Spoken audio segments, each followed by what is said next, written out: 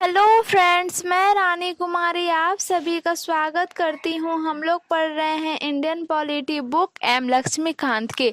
इस बुक में हम लोग पढ़ने वाले हैं इलेक्शन कमीशन की वीडियो मैंने पहले भी बना रखी है, जिसमें मैंने कंपोजिशन को पढ़ाया है। तो फ्रेंड्स, अगर आपने उस वीडियो को नहीं देखा है तो डिस्क्रिप्शन बॉक्स में उसका लिंक है, आप उस वीडियो को देख लीजिए।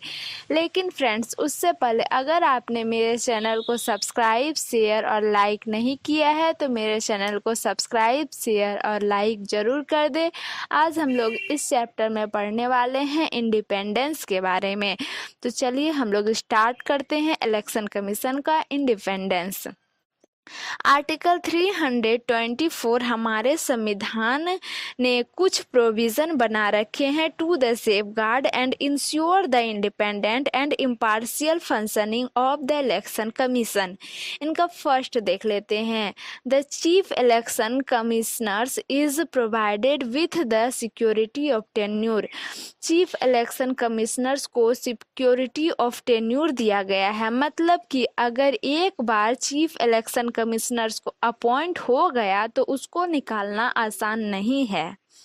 चीफ इलेक्शन कमिश्नर्स के अपॉइंटमेंट के बाद अगर उसको निकालना है तो उसी तरीके से और उसी ग्राउंड से निकाला जा सकता है जैसे कि जज ऑफ द सुप्रीम कोर्ट को निकाला जाता है। और जज ऑफ द सुप्रीम कोर्ट को निकालने का तरीका क्या है? तो जज ऑफ द सुप्रीम कोर्ट को निकालने का तरीका है कि एक रिजोल्यूशन को पास करवाना है लोकसभा में और राज्यसभा में स्पेशल मेजोरिटी से, और उसी तरह से चीफ इलेक्शन कमिश्नर्स को भी निकालने के लिए लोकसभा में और राज्यसभा में स्पेशल मेजोरिटी से रेजोल्यूशन को पास करवाना पड़ेगा, जहां पे बोला जाए कि ये चीफ इलेक्शन कमिश्नर्स हैं, ठीक तरीके से काम नहीं कर रहा है, इसको हटाओ। वो रेजोल्यूशन स्पेशल मेजोरिटी से पास हो, उसके बाद प्रेसिडेंट उसको अप्रूवल दे, तब चीफ इलेक्शन कमिश्नर्स हटेगा। यही तरीका है हटाने का, और यही तरीका है सुप्रीम कोर्ट के जज को हटाने का। तो चीफ इलेक्शन कमिश्नर्स को हटाना इतना आसान नहीं है। इसको दो बेसिस पे हटाया जा सकता है, एक प्रूव्ड मिसबिहेवियर और दूसरा इनकैपेसिटी। एक बार अपॉइंट हो गए चीफ इलेक्शन कमिश्नर्स तो उसको हटा पाना dates very difficult.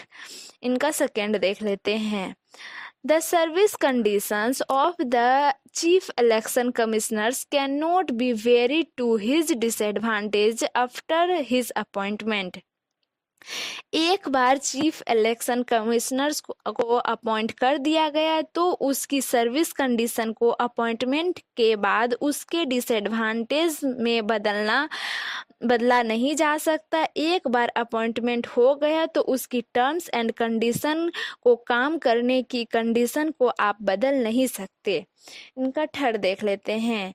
Any other election commissioners और ए regional commissioners can not be removed from office except on the recommendation of the chief election commissioners. अगर आपको चीफ इलेक्शन कमिश्नर्स को हटाना है तो जैसे आप सुप्रीम कोर्ट के जज को हटाते हैं वैसे चीफ इलेक्शन कमिश्नर्स को हटाओगे। लेकिन जब आपको अदर इलेक्शन कमिश्नर्स को हटाना है तो अगर चीफ इलेक्शन कमिश्नर सरकार को बोल दे कि ये अदर इलेक्शन कमिश्नर्स ये ठीक तरीके से काम नहीं कर रहा है, तो सिर्फ चीफ इलेक्शन कमिश्नर्स के कहने पे ही उस इलेक्शन कमिश्नर्स को हटाया जा सकता है। सिर्फ अगर चीफ इलेक्शन कमिश्नर्स कह दे ना तो उस इलेक्शन कमिश्नर्स को हटाया जा सकता है, अगर सरकार हटाना चाहती है तो। सुप्रीम कोर्ट के जज को हटाने वाला जो तरीका है ना फ्रेंड्स, वो सिर्फ चीफ इलेक्शन कमिश्नर्स पर अप्लीकेबल है, अदर इलेक्शन कमिश्नर्स पर अप्लीकेबल नहीं है। उसी तरीके से रीजनल कमिश्नर्स को तब हटाया जा सकता है जब चीफ इलेक्शन कमिश्नर्स रिकमेंडेशन दे दे कि इस रीजनल कमिश्नर्स को हटा दी जाए, ये अच्छे से काम नहीं कर रही है, तो इसको सरकार द्वारा हटाया जा सकता है। चीफ इलेक्शन कमिश्नर्स की जो प्रिविलेजेस दिए गए हैं ना, जो सिक्योरिटी ऑफ टेन्योर दिया गया है, वो अदर इलेक्शन कमिश्नर्स को नहीं दिया गया है।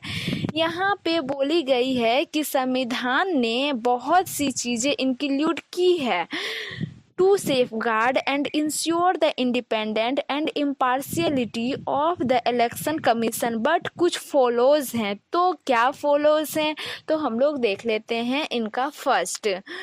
तो इनका फर्स्ट में है क्या कि चीफ इलेक्शन कमिश्नर्स किसको बनाया जाएगा, उसके लिए कोई भी क्वालिफिकेशन नहीं रखेंगे। चीफ इलेक्शन कमीशन जिसको बनाया जाएगा, ना ही कोई लीगल क्वालिफिकेशन, ना एजुकेशनल, ना एडमिनिस्ट्रेटिव और ना जुडिशियल, किसी को भी लिटरली इलेक्शन कमिश्नर्स का मेंबर बनाया जा सकता है, इलेक्शन कमीशन का मेंबर बनाया जा सकता है, किसी को भी लिटरली।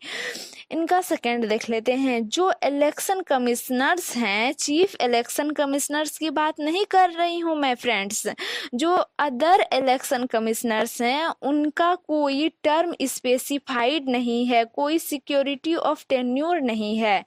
इनका थर्ड देख लेते हैं। जो इलेक्शन कमिश्नर्स रिटायर हुए हैं, रिटायर होने के बाद उनको दूसरी गवर्नमेंट जॉब मिल सकती है, मतलब गवर्नमेंट के अंदर उनको अपॉइंटमेंट दिया जा सकता है। तो ये भी फॉलोज बताया गया है। आज के लिए यहीं तक। आपको वीडियो कैसी लगी आप कमेंट करके ज़रूर बताएं। अगर आपने अभी तक मेरे चैनल को सब्सक्राइब शेयर नहीं किया है तो मेरे चैनल को सब्सक्राइब और शेयर ज़रूर कर दें। Thanks for watching.